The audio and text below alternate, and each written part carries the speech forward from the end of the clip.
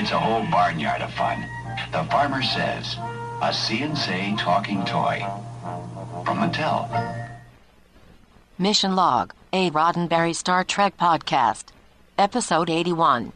One of our planets is missing, and the Lorelei Signal. From Star Trek, the animated series.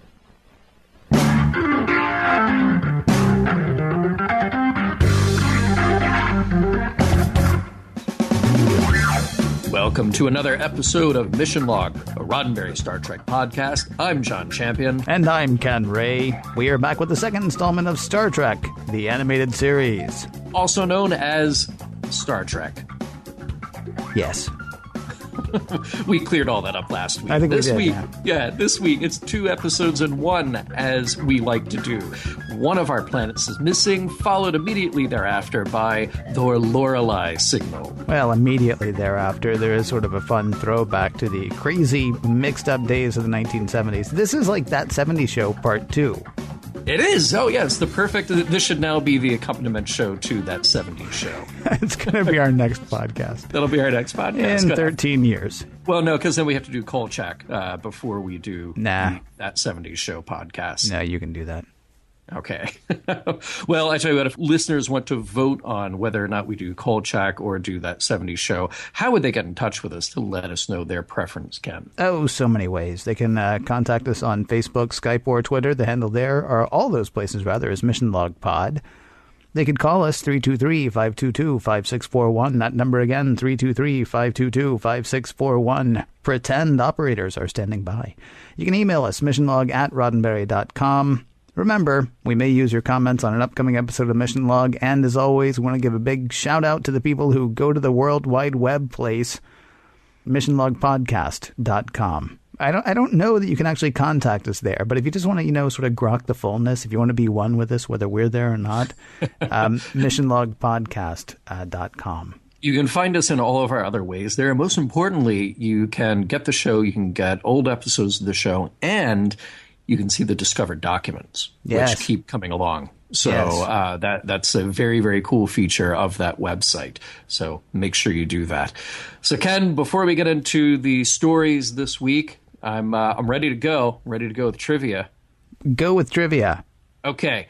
So you mentioned last week that we got to see a new guy on the bridge, the guy with 3 arms. Yes. He is Eric's. So he finally gets to talk. Yeah. Now. Yeah. I expected a different voice, I'll be honest. Really? I expected something a bit more resonant. Mm. Yeah. Nope. Yeah. No, he's just a guy. He's just a guy with 3 arms. That's all. Well, he's just a guy with sort of like a falsetto voice and 3 arms. Right. I mean, not that there's anything wrong with it. I mean, it's cool. No, it's just, I thought there would be something a bit more. He's kind of barrel-chested. I figured there'd be like a deeper voice. And no, not at all. Got to have that big chest to support that extra arm. I guess that's it. Yeah, we'll get to know him better as the animated series rolls along. We have 2 returning writers for this week's episodes. Mark Daniels, who directed a lot of the original series, actually got his first writing assignment for Star Trek with One of Our Planets is Missing. And we actually did have a listener point something out ahead of time that I wanted to share with the rest of our audience, that in One of Our Planets is Missing, we have a scene with these idyllic shots of Earth later in the episode. And yes, those are shots from other Filmation shows. Were they?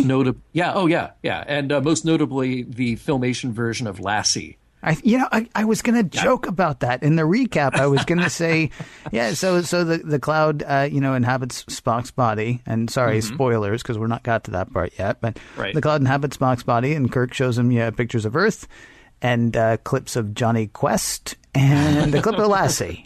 Yeah, well, there you go. Wow. Yeah. So this is one of those examples of Filmation recycling shots of what they already had in order to fill out an episode. Wow. And of course, recycling shots of the ship. One thing that I didn't mention last week, Ken, I don't know if you noticed this, but a a lot of the shots of the Enterprise may look very, very familiar. And it's not just because they recycle shots, but those were actually rotoscoped from the original film of the models used in the original series. Mm-hmm. So at least the angles and the geometry and everything very closely matches what we got to see in the original series. I thought that was a neat detail that they picked up on. You know, it is amazing to me how much work they went to almost get it right. I mean, and that sounds weird, I know, but when they're leaving orbit, actually, or when they achieved orbit last episode, excuse me, in the first episode that I already can't remember the name of because, hey, it's me. Beyond the Farthest Star. Beyond the Farthest Star, thank you. When they achieve orbit, I mean, you can see them animating. As opposed to a lot of times when the Enterprise is just supposed to be whizzing by, it's just one drawing that they push by. Right. They actually, there's a little bit of dimensionality to it, but they only did let's give it 10 frames maybe. I mean, right. not nearly enough to fool the eye, just enough to go see what we started to do.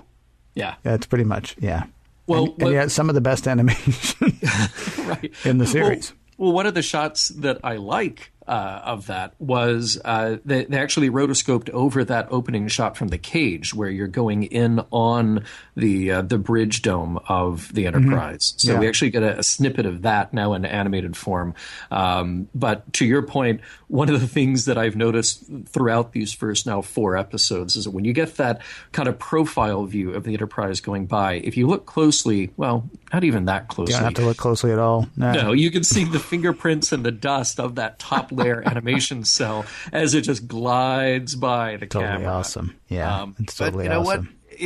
What? For better or for worse, you definitely would not get that with a computer animation. That is true. I'm gonna say for better.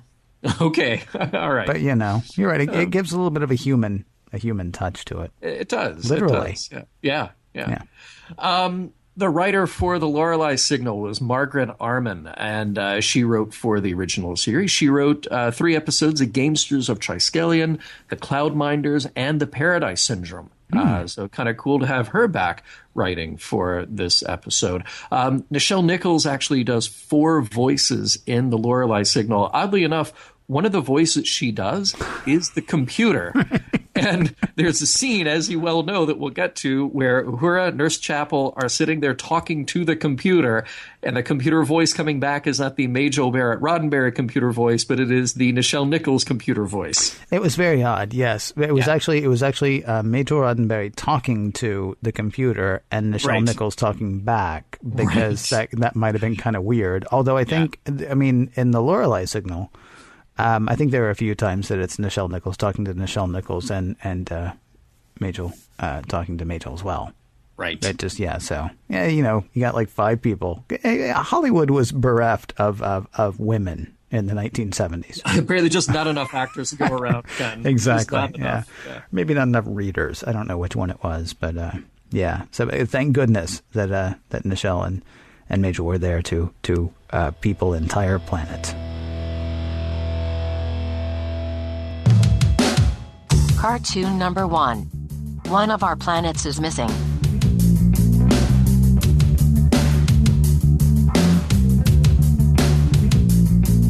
Act 1. The Enterprise is on its way to the edge of the galaxy to investigate a huge cosmic cloud, the likes of which no one has seen before. It is huge, twice the diameters of Saturn, Jupiter, and Neptune together. That's according to 3-armed helmsman Lieutenant Eric's, who finally gets a name and a voice. As the cloud rolls in, the planet Alondra seems to disappear. Lieutenant Uhura thinks the cloud might just be blocking their view, but no such luck. Spock says Alondra is disintegrating. Kirk wonders whether the cloud is a planet eater, a supposition that Spock says seems reasonable. Luckily, Alondra was uninhabited, but Mantilles is not, and the cloud just changed direction and headed that way. The Enterprise kicks it into warp to intercept the cloud. According to Spock, there's no telling how great the danger is. Mantilles is in trouble, sure, but this thing could eat stars, other planets. Everyone in the galaxy could be at risk. There's just one problem. They have no idea how to stop the cloud once they get there. Also, they're not sure whether they should tell Mantilles and risk all-out panic ahead of the cloud's likely arrival. So make that 2 problems. Kirk decides to tell the governor of Mantilles, a former Starfleet officer. He'll be cool. The Enterprise approaches the cloud, which actually seems to grab the ship. The ship fires phasers into the cloud, but to no effect. The cloud seems to absorb the phaser fire. Now inside the cloud, the Enterprise raises shields, something that Scotty says they won't be able to maintain for long. Thing is, these sizable antimatter globs are converging on the ship. Kirk fires a couple of antimatter charges that eventually break up the antimatter things. One last boom to lower before heading to break. Spock thinks this cloud may be alive. Act 2. Bones kind of concurs with Spock. The thing kind of seems alive. Take those new antimatter things converging on the Enterprise, for example. They're sort of like enzymes. Enzymes that'll break the Enterprise down for digestion if the shields don't hold. Uhura's got Bob Wesley on the line, governor of Mantilles. Dude's a total sad sack. Though it is understandable, Kirk's just told him that his planet's going to be eaten in 3.5 hours. Kirk says they could probably evacuate some people, but Governor Eeyore is seriously bummed. He'll get as many of the planet's children away as he can. Analyzing the cloud structure and working on the idea that the thing is living, Kirk decides to head straight for what he thinks might be the stomach. It's the middle of the thing anyway. The arrival of the Enterprise does seem to upset the cloud, rocking and explosions all around, though the Enterprise dodges immediate danger and ends up in what Dr. McCoy likens to the cloud's small intestine. The stalagmites and stalactites outside are actually villi, according to Bones, meant to absorb the nutrients a growing cloud needs. Bad news about those two, or worse news. Spock says they're antimatter. If the Enterprise touches them, it will explode. Things are going from bad to worse. The Enterprise cannot get out of the cloud. The power is dropping fast. In 15 minutes, no more shields. But Scotty has an idea. They could get a piece of one of the antimatter villi, put it in the antimatter engine, and they'll have all the power they need. Sounds dicey, but Scotty says he can do it without blowing them all up. And he does. Took a while, though. The cloud is now only 42 minutes from Mantilles. The time was well spent by Spock, however. He has determined the cloud has a brain. He's not sure whether it's intelligent, though. Cartoon or not, he is still Captain Kirk. He is heartened by the fact that the thing has a brain, because if it has a brain, he can kill it. Even with their poorly drawn cartoon faces, the crew looks shocked. Spock points out that this thing might be intelligent, thus killing it would be against Starfleet regulations. Yeah, says Kirk, but we don't know that it's intelligent. And we do know that it's going to kill Mantilles. Choosing between the two, Kirk says he'll choose Mantilles, as we head to commercial. Act 3. As Spock and Uhura plot the best way to kill the cloud, Kirk wonders whether killing it is the right thing to do. Bad news from Spock. The only way to kill the brain is to blow up the Enterprise. Governor Eeyore calling. There was panic, but eventually people let the kids go. Well, 5,000 of them anyway. Out of 82 million people. Hey, you know what we haven't done since we turned into cartoons? A Vulcan mind touch. Kirk asks, think you could do that, Spock? I would have to touch the cloud, so no. But if I re-rig the sensors, yes. Maybe. Of course, they still don't know if the thing's intelligent, but with 26 minutes left before they have to blow up the ship, Kirk tells Spock to give it a go. And he does, and it works. Spock makes contact. I'm a living thing. And that thing you're about to eat, it's crawling with living things. The cloud is sort of intelligent, but it doesn't quite get what Spock is saying. So Spock sort of trades minds with the cloud. It inhabits his body and has a look around the Enterprise. It touches Kirk. It sees video of Earth, of kids playing. It gets it. The cloud is peaceful. It only wants to eat. It doesn't want to kill. Spock encourages it to go back the way it came. It says it will. The Enterprise is saved. Mantilles is saved. The kids can come home. The end. Can Governor Eeyore? You called the man Governor Eeyore, the man in charge of millions and millions of lives. Dude, did you see him? Did you see his face? Did you hear him talking? Bob Wesley, Ken, yeah. I'm here to remind you that Bob Wesley is an important part of Star Trek history. You may not remember, but in the episode The Ultimate Computer, he was the man in charge of the Lexington. Was he the king of cartoons? No, he was not Dr. Daystrom. Oh, okay. This is another guy. But no, which I can understand, because once you have almost been killed by a rogue computer, you probably want a nice, simple desk job as the governor of a planet with 82 million people on it. Yep. Another important thing here is that, of course, it was a different actor playing the character in the original series. It was Barry Russo playing that actor. They actually didn't get Barry Russo back to do the voice for this bit in the animated series. Any guess who played the voice of Bob Wesley here? It was either, it might have been Nichelle Nichols. Mm-hmm, It could have been Majel Barrett Roddenberry. Yeah. Might have been James Doohan. Oh, I know you'd get it eventually. Yes, it was the third. Yeah. It was James Doohan. But hey, one other very, very important piece of trivia here. Robert Wesley, Bob Wesley, that was a pen name used by Gene Roddenberry early on. Really? So, yeah, when he was writing, he sometimes used that name. And it gets better than that. Okay, you might know that Wesley was his middle name for real. So he was Eugene Wesley Roddenberry. Robert was his brother's name. So that's how you get Robert Wesley. Interesting. Yeah, Wesley is actually, it's not a bad name. He should use that again sometime. Maybe he should in about 20-something years. Maybe. We'll see.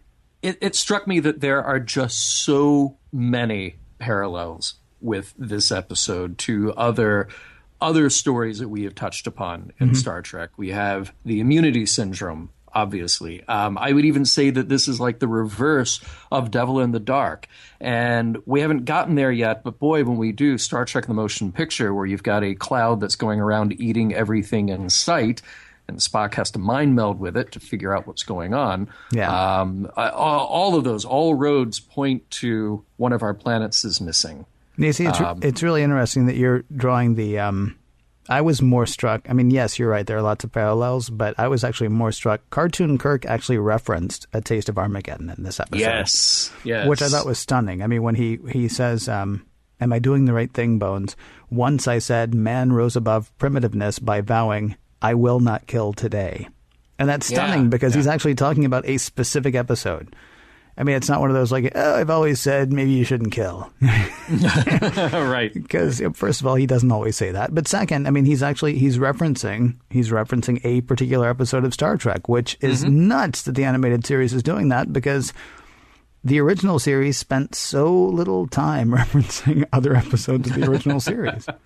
Right. No, I thought that was cool. He could have even been more specific. Like, remember on that planet where people killed each other in a booth and the guys wore pointy hats? That one, that time that I said, do not kill. Yeah, we've all heard it. That time you said this, that time you said that, blah, blah. The Kirk speech. Yes.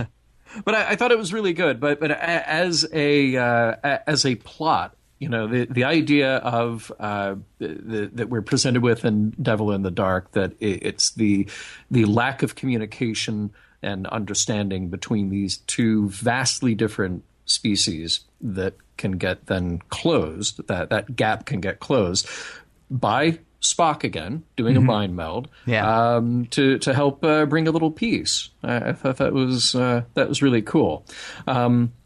The Immunity Syndrome was an episode of Star Trek, the original series, I didn't care for too much.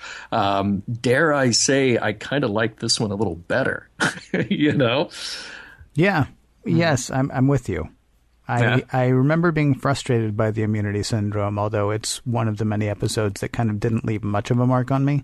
And maybe it's the whole, you know, I wasn't sure how I was going to feel about only seeing, 23, 24-minute episodes of Star Trek.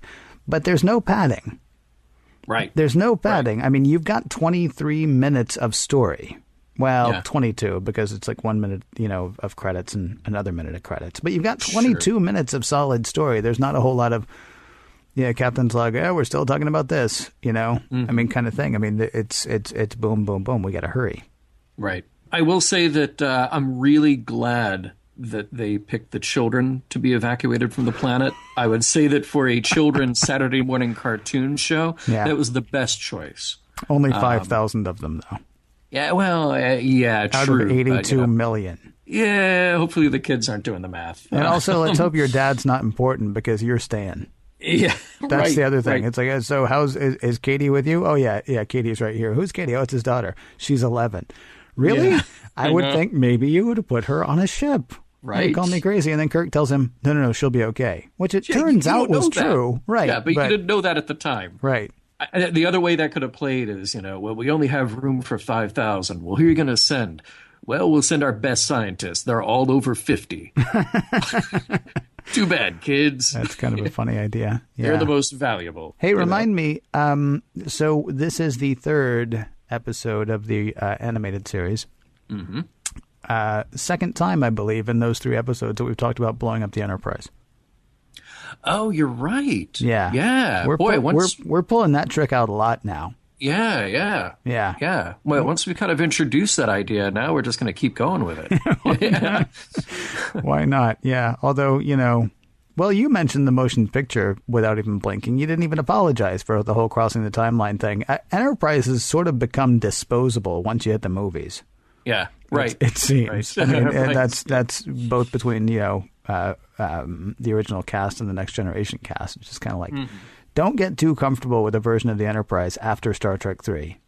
Yeah. It's not going to be your Enterprise for long. Again, that's like day 5 of Starfleet training. Day 1, we have to cover not eating things on other planets because that was still a problem. But all hail the Zaz. Yeah. By the time you get to day 5, is how you blow it up. Hey, speaking of eating stuff, did we ever discuss the fact that Spock is a vegetarian? Well, I don't think we did. I mean, we hit on that plot point about him eating meat and being disgusted by it, but we didn't. Well, he wasn't talk about disgusted. The implication of that. No, the thing is, he wasn't disgusted by the meat. Actually, he enjoyed the meat. He was disgusted by the fact that he had enjoyed it. Right. But it didn't occur to me because we spent a lot of time talking about different parts of Vulcan society and Vulcan civilization. The inherent hatred of your father that you can't, control certainly is one thing that's, a big part of Vulcan society. Having to do it and really having to do it every 7 years, but only every 7 years. Yeah. Honestly, the logic thing we talked about a lot. Idic, I know you're a huge fan of. Big fan of Idic. Yeah. I want to see you with one of those medallions in Vegas, by the way. You better believe it. Yeah. I'll wear it over my Nehru jacket. I think you should. No, I think you should actually wear your actually, a shirt unbuttoned down to about, I'm pointing here. And then, right there. Oh, yeah, and then, the big medallion right there. You got it. Oh, perfect. That'd be totally awesome. It's a thing about the Vulcans, and I assume it's part of that, once they had that Supreme Vulcan that we met on that planet with the fake war with Abraham Lincoln. Serac, Yes, I'm assuming it was about that time that they stopped eating animals. And it was interesting when he was having the discussion with the Cloud, when he's like, I'm a creature and there are these other creatures, and the Cloud's like, ugh, I don't want to eat creatures. But I couldn't figure out if the planet, or if the Cloud eater, if the Cloud thing, didn't want to eat creatures because, creatures, or because they were intelligent. Right. Well, yeah, that's a big question that I had watching this too. And actually, just to go back to the Vulcan thing very quickly. Yeah, the more that we learn about the Vulcans and the more that I think about the idea that Serac was their leader, and he, a couple of thousand years ago got Vulcans all on the same page, so they would stop eating meat and they would stop fighting and they would all be logical. I'm really impressed with the organization that it took to do that because, I mean, you think you can't get people in the same condo association to agree on certain things here. Yeah. Much less if you just show up and say, okay, condo association, we're all going to subscribe to a philosophy of pure logic and we're going to stop eating meat. That would not go over very well. Yeah, I'm assuming that actually happened over the course of time. I know I just said a minute ago, maybe it was that one, but yeah. Yeah, well, but he kicked it off. But yes, I thought about the same thing. We've going back to the immunity syndrome. We talked about the idea of Star Trek playing with scale to kind of mess with your head a little bit. And okay, here we are, these tiny, tiny organisms in a universe filled with much bigger organisms. So we become the antigen. And to that huge organism, we are nothing. We are ants on a hill. And you know what we do to ants when we find them on a hill in our front yards. Well, we get rid of them and we don't think twice about it because they're non-intelligent creatures. But here we have Spock making the case for us tiny, insignificant little creatures that are just so much food for this giant cloud that, hey, we shouldn't be eaten. And I had the same question that you did about where is that line of delineation? Yeah. Would it be okay for this rogue planet-eating cloud to go eat a couple of entirely vegetarian planets? And by that I mean just planets full of nothing but vegetables. Yeah. Would that be okay? Or maybe there are insects because they have to pollinate those plants. But there comes a point where you have to draw a line. You see, the thing that I was wondering about was Spock's like, okay, so go home now. And it's like, it's kind of far. And Spock's like, no, really, go home. And I'm thinking, why did it leave? If it eats planets, and Spock thinks it might eat stars, which I think is maybe, an overreach because I mean, the ship could actually get the scale of the cloud. Yeah. Yeah, and so I don't think it's going to be eating stars. But, I mean, my assumption is that it left home because, there was nothing else to eat, right? Mm-hmm. And so now he's sending it back home and just like, maybe it learned duplicity really quickly from watching Johnny Quest and Lassie. It's like, I'm just going to tell him I'm going home, but I'm just going to skirt around the edge of the universe. Or the galaxy, rather, not the universe. Excuse me. So yeah, I mean, there's a bit of the Horta thing, right? I mean, if you want to talk about the whole lesson part of it, I mean, there's the whole, like, trying to understand or reason with your, I don't want to say enemy, because, I mean, we certainly viewed the Horta as the enemy until we realized it wasn't. And this thing is even less an enemy than the Horta was, because this thing had no clear idea that these were beings. Right? I mean, the Horta got that the miners that it was killing were people, but it was okay killing them because they kept killing its young. Right. And so that was self-defense. This is more like, I mean, this is like a tornado, or like you say about the ant. I mean, does the ant, what is it? The ant holds no ill will towards the boot. Right. From the Avengers. I mean, it's kind of like that. It's got, I mean, this cloud thing has no real clue. And so... Yeah. It's kind of neat that, they try to reason with it when there's no guarantee that, there is reason involved. Now, it's also worth noting, it's classic Kirk, right? We're down to 20 minutes.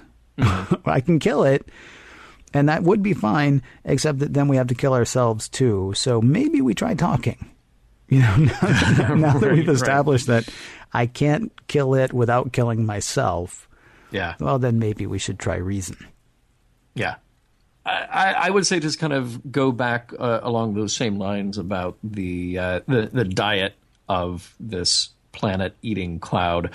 There is a lesson here about our actions, even seemingly normal ones like eating, do have an impact. We have to be aware of the very small in addition to the very large when you talk about the scale of our impact on the things and the beings around us. And like I said, we all kind of come up with our own individual lines of delineation to say what's okay, what's leaving too much of an impact on our environment or those around us. But in this one, it seems to, I think it falls short of advocacy. I don't think it's going that far. But there is something about it, at least, that makes you sort of pause and go, well, even the things that are much smaller than me, I may be impacting by my normal behaviors. And that's not a bad lesson to take away from this. Seriously, though, you went with these are things that make you go, huh?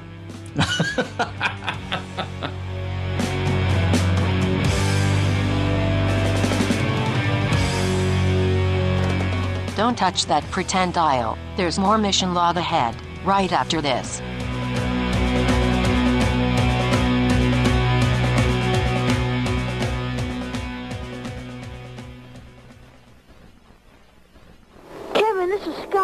Kevin, this is Scott. Do you hear me? Over and out.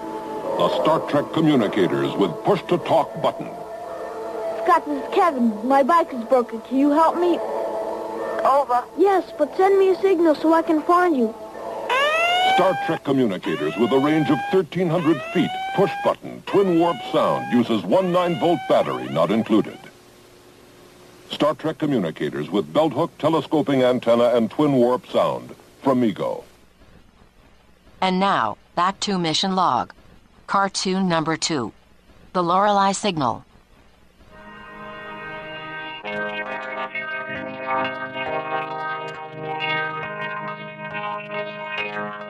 Act 1. The Enterprise is on a mission to a region of space where many other ships have disappeared very regularly without a trace.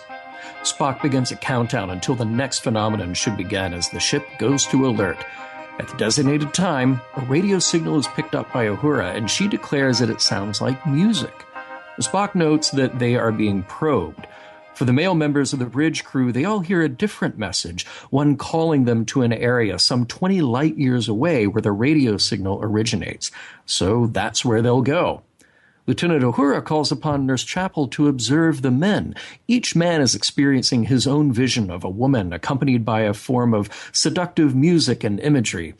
Even Dr. McCoy can't be bothered.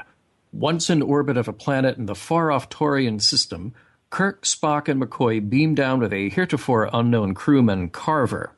While they are being impressed with the architecture and not really caring about doing much work, Uhura and Chapel are back on board trying to figure out why the sensor readings taken by Mr. Spock are all wrong. On the planet below, the landing party make their way into an architecturally impressive building where they are greeted by a group of beautiful women. If you're like Captain Kirk, you may just be thinking this is a really good time and place to retire. Spock points out that these humanoid women, led by Thela, have some biological differences from Earthlings. Thela shows the men her tonally controlled Opto-Odd, a computer which can reveal anything to them. This is cool and everything, way better than voice-controlled Google, but first, time to feast. Act 2. Captain Kirk has just about decided to retire. The landing party are in full-on lounge mode while the women entertain. It's getting oh so good until the men pass out. Might have been the booze, but now the men awake to find they're all wearing headbands and it's not even tennis season. Also, either the animators now have very shaky hands or the crew have started to age rapidly. Back on the Enterprise, Uhura and Chapel have gotten the right idea and assembled teams of all-female scientists to get to the bottom of this problem. The ship's computer confirms the worst. The signal from the planet below is drawing in the men, and it will cause extreme fatigue to the point of death. The landing party try to reason with Thela about getting back to the ship, but Thela would rather they didn't. She forcibly prevents the worn-down men from getting their equipment and returning to the Enterprise. Uhura knows what's up, so she boldly takes command of the Enterprise. Scotty, who was in command, is totally cool with that. He was just singing anyway. McCoy still has his medical kit, and he prepares a powerful stimulant to wake the men up so they can escape. Once outside the main building, though, the landing party find that they have to hide in a giant urn to evade Thela's women. Inside a giant urn is as good a place as any for an exposition break. Spock reveals that the headbands are what transfers energy from the men to the women, making the landing party weak and aged, while the women grow stronger. Spock figures they're aging about 10 years per day, which means Thela will turn to the rest of the men on the Enterprise to keep them going. He then volunteers to go back into the palace where their equipment is being held in an attempt to reach the Enterprise crew. He makes it, but just barely before getting caught, and requests an all-female landing party for rescue. Act 3. Now it's the moment we've all been waiting for. Uhura beams down with her crew of phaser-wielding women from the Enterprise. There's not a whole lot of cooperating with Thela, so that does lead to some phaser firing. Now Spock creates a psychic link with Chapel and directs her to the room where he is. Back on board the Enterprise, Spock is in sickbay, doing all right, but still way older than we remember. You know who's not back on board and in sickbay? The rest of the men in the landing party. They are still in that urn, and it's starting to downpour. Uhura is given her own moment of exposition by Thela now. The Opto-Odd reveals that her people came to this planet when their world started to die. This new planet started draining the energy from the men, but the women adapted to the point that they were able to survive off the men's energy as well. They never age or die, kind of like Cocoon. Now in cooperation mode, Thela and the Opto-Odd determined that the rest of the crew are trapped in the urn in the garden, and Uhura has one of her landing party blast it with a phaser before the men inside drown. Everyone is back on board the Enterprise now, but those original men in the landing party are still looking a bit haggard. Spock suggests that their patterns in the transporter could be used to reassemble them at the right age. They do, and it does, and they are all young and strapping again. Uhura helps Thela destroy the Opto-Odd and the system that was luring others to the planet, and now they will all be relocated to a new planet that's a little less destructive. Plus, they'll age normally. Too bad. The end. Okay, so which one was Lorelei? Well, Ken, none of them are actually named Lorelei. Oh. So that is a bit of a story that requires a little bit of exposition. This whole story is this kind of takeoff of the classic Greek myth idea of the sirens, those who would lure sailors to their death with their seductive voices. There is a German version of that story, Lorelei, Loreley, which was the inspiration then for this. All right. Well, I can't believe there's not more to the German story, but okay. No, but wait, Ken. Yes. I believe you've got more to the story. I don't have, no, I very little. I have very little more to that story. It's just, there was somebody, yes, it's a thing, it's a place, go there. It's great. Well, apparently you'll hear, apparently there's something about the way the wind hits there, that there's the story that's actually the crying of somebody who fell from atop this rock. I mean, that's what one of the stories is, but there are a few others. It's actually a fairly recent story, like early 1800s, I believe, is when the first story of that, the first like written story of that came about. Yeah, you're right. 1801, and the back of, there's the Lorelei Rock, which is on the Rhine River. Yes, that is correct. Right, and that is the location that was the inspiration for the story. The story goes back to this idea of the feminine water spirit, if you would, that would lure in these men. It is. I mean, it's interesting to think that you've got. I mean, whether somebody in Greece had heard the story of the sirens from, hundreds of years before and just sort of transferred it, or do we keep repeating, as a Joseph Campbell kind of thing, where we keep repeating these stories in every society? And do I need to go looking for where, is there a creek? Is there a creek that I'm going to walk by? It's going to be, oh, who's that? Oh, wait, that's just water trying to kill me. Can I ask a question about Starfleet here? Please. Okay, so a starship disappears every 27 years. Yeah, like clockwork. So here's the thinking. Yeah. Let's send our best starship. Really? Maybe a probe. I'm thinking maybe a probe. Or a shuttle with like a rudimentary robot of some sort, or a few red shirts. By the way, you are as bad as the women on the planet. It was absolutely amazing to me. I mean, no offense, but okay. So the guys beam down. And they find the women, and the women are like, Captain Kirk, right, Mr. Spock, Dr. McCoy. You. you look great in that red shirt. You look great in that red shirt. I'm not even going to say your name would imply that I care. They don't even mention him. And he's like, he's there. They're sucking his life force just like everybody else. But, don't even give him why not send, the mustachioed call down, to do something. Yeah. And just a random red shirt. Well, to be fair, Kirk actually does give him a name. He calls him Carver, but as far as the women, they just do not care. Yeah. At all. It's also unclear why he brought Carver, because the first thing that happened is Carver's like, you want the usual test? And Kirk's like, nah, Spock will do it. Yeah, no, don't worry about it. I got nothing for you. I don't even know why you're here. Let's just pretend you're not here. The women will, Right. So why don't we start that tradition here and now? Yeah, that was kind of sad.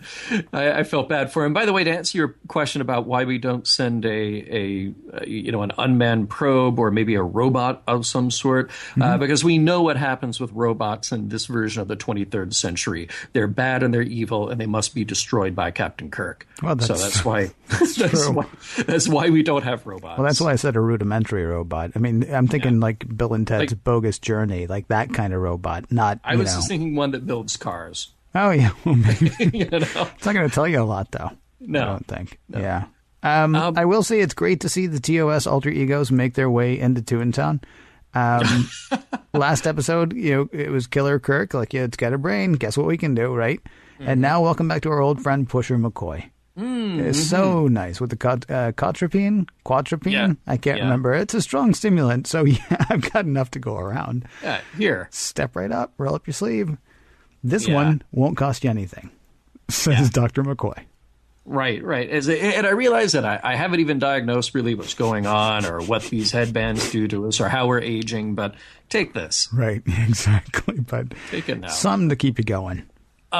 There's something we talked about the Greek myth and then the German variation on that and how those could have been inspiration for the story. But I also kind of like the cheesy 50s sci-fi take on this. Have you ever heard of a movie called Queen of Outer Space? No.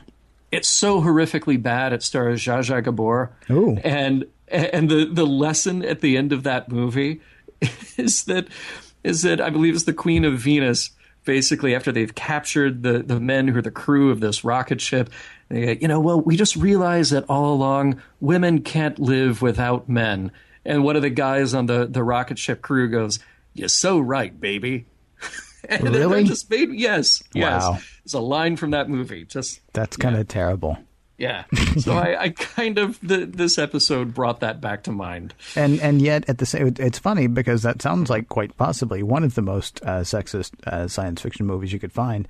Oh, you better believe it. This is such a pro women episode. Not the women down on the planet. Yeah. But all the guys on the Enterprise are going crazy. And Uhura's like, okay, well, guess what I'm going to do? Take over the Enterprise. Absolutely. And Chapel's like, whoa, what are you doing? And she's like, I'm taking over the Enterprise. What? And then she goes and she's like, hey, Scotty, I'm going to take over the Enterprise, right? And he's like, fine, Lassie. And then she does. And she like enters it in the log. She's like, yep, you know what? Take full responsibility for this, but I am taking over the Enterprise. She posts women at the transporter rooms to make sure that, nobody can beam down without her say so. And that's before she's even officially taken control of the Enterprise. Yeah, very powerful. I love when Uhura gets to step up. Yeah. I love when she gets that opportunity. And that was really neat to see. Yeah, that was really cool. But all the women on the Enterprise, like you said, they're the ones that we really admire here. Yeah. But by the way, did you notice a little animation glitch when they actually beam down to the planet that Chapel is in a red uniform for a moment, and then she switches back to blue? It seemed like they were all in red uniforms for a moment. They were. Everybody was in a red uniform. Chapel should have been in her blue, and then the next shot, she's back in her blue. Yeah. Just another of those little animation shortcuts that we've seen. A little mistake. Nobody will notice. Yeah. 30, 40 years from now, nobody will notice. This is going to be on once on Saturday morning. An 8-year-old's going to complain. Nobody will ever see it again. Right, exactly. Yeah, nobody will talk about it. Nobody will pick it apart. Yeah. And to be fair to Scotty had just come from a long tour and done a 9-minute long music video singing an old folk song. So he was a little tired. Yeah. He was a little tired. That was a long scene. We talked about how there's no padding in the animated series. That was a long moment. There's not as much padding. I'll put it that way. It's very true. Yeah. He also he slows the Enterprise down to like just barely above. I don't even. It's almost not even going impulse. No. It's so slow. It's on training wheels at that point. I do think that the portrayal of the women, you could go down this route, which I'm not going to, but I'll mention it anyway. You could go down this route of the women on the planet being this kind of archetypal thing about the women who, steal the vitality from the men. And therefore, the women are the enemy. And yes, that is precisely what the women are doing here. Yeah. But it's not exactly a feminist statement on their part. It's just the feminist statement on the part of the Enterprise crew that we really admire here. Oh, yeah. Yeah, no, there's nothing to admire about the women down on the planet. In fact, there's plenty to sort of deride them for, I think. Yeah. Except that, I mean, we're talking about the sirens, as you say, or we're talking about the German story, as you say. Yeah. I mean, they are what they are. Yeah. It actually gets a little bit worse for these women. You do kind of have to call them into question. I don't think it's a sexism thing as much as I don't know what to liken it to exactly. So they arrive on the planet and they know this history. They know the history that they got to the planet and it killed the men, but it kept the women strong. And now every 27 years they have to lure more men. And any time in there, they could have said, so, I think that next ship that comes, what we should do is say, don't land here. We're going to beam up. Just get us out of here. Because once they're called on it, they're like, oh, I feel so bad about it because we can't live a normal life and we're kind of slaves and we're kind of trapped. and I mean, it's posh. Don't get me wrong. I mean, it's really nice here. And I don't have to put up with any guff from anybody. But I feel terrible. Right. I mean, these are fairly reprehensible characters, I think. Yeah. Lovely. All right. Sure. Kind of like what's that thing? Sirens. Oh, yeah. hey. So there you go. We've come Good back call. full circle. Yeah. And we learned a new sort of magic power that the transporters have that can reverse aging. So now, regardless of what Phil Plait said about transporters destroying the original, I am totally cool with that. I say every 40 or 50 years, everybody should get into a transporter. That's so interesting because you're also the guy who says that immortality would be boring. And yet, look at you. Look at you now. Yeah. I know, See, you're saying that from your 40-something-year-old body. Let's talk when you're 90. Right. And I, by the way, am walking around a spry young robot. Yeah, the most obvious, one of the most obvious lessons in this episode actually is how much it sucks to be old. So the odds against this transporter trick working are 99.7 to 1. Yeah. But they'll take those odds because even though they're not getting older anymore, except, at a normal rate like the rest of us, even though the advancing decrepitude has halted, it would be better to be dead trying to be young than to be old. And also the transporter thing, that's just proof positive. I mean, Diana Muldaur's character years from now, and I know we shouldn't be talking about that, but the whole argument about whether or not this is killing you, it's killing you. It's killing you, and it's putting you back together. And so the question is, now that we know that we can do this trick, you're right. Why aren't we doing it all the time? Well, and I guess that 1% chance that it would work, or that slightly better than 1% chance that it would work. Kirk has already been through the aging thing, and he knows what that would have done to his career. He knows how badly that will turn out for him, That's true. as seen in the Deadly Years. That's then true. That slightly better than 1% chance is good enough for him. Yeah, I guess so. I do want to go back to the issue of the women on the planet just for 1 second, because I guess what I didn't get to say is that they had a weird circumstance, obviously, but it's like they all seemingly colluded to act out this evil plan. Yeah. Did it occur to anybody to say, well, we got here on a spaceship, we came from another planet, we could leave, we're aware of life in other parts of the galaxy. Yeah.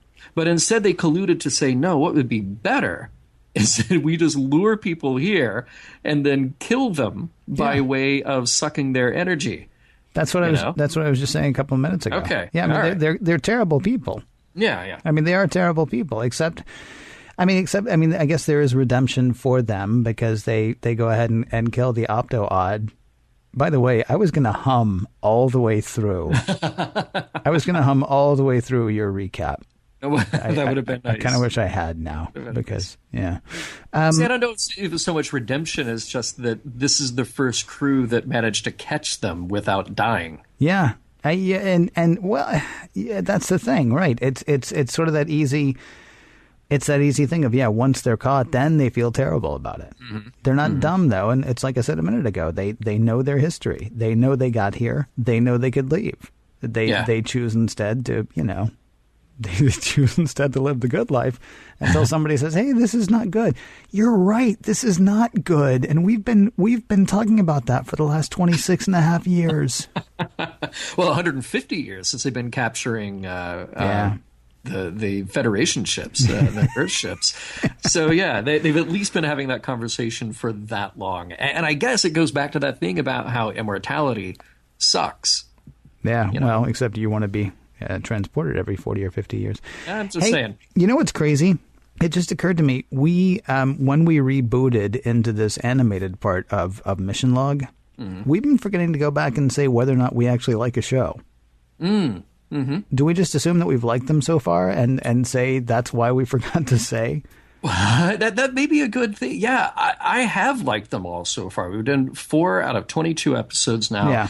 I think the strongest so far are Yesteryear, although I do have to say that the time travel stuff in Yesteryear kind of leaves me a little weirded out, just because, again, you have to presume that Spock did his thing and he had to do it again, but he had to keep doing it because there was a first Spock. I mean, all of that's kind of a mess. Yeah. But the character exploration of Spock is great. I really liked One of Our Planets is Missing because of the idea of Star Trek doing what it does well, which is making the enemy not the enemy, or at least not evil.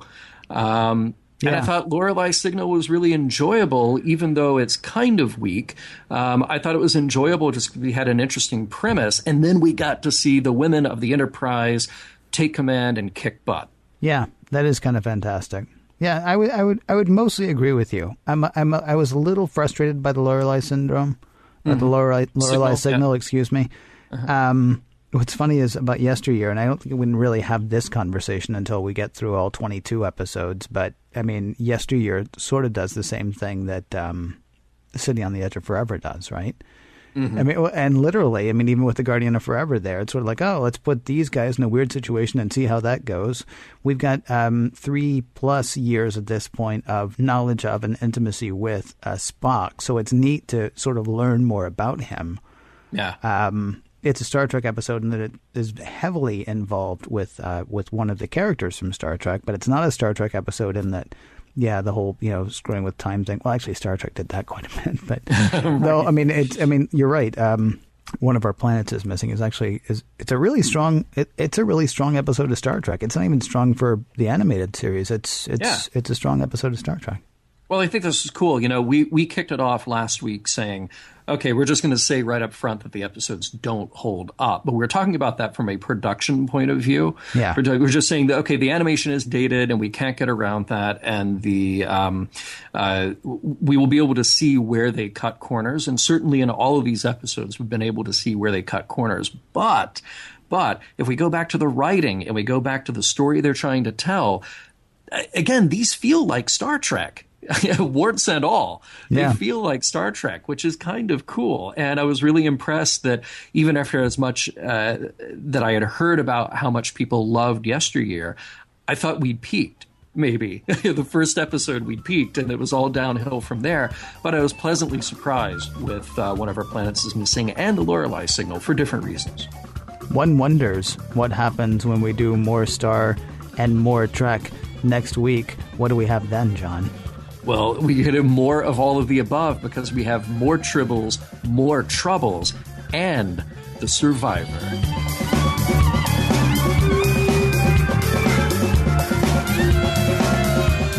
Music for Mission Log provided by Big Organ Trio.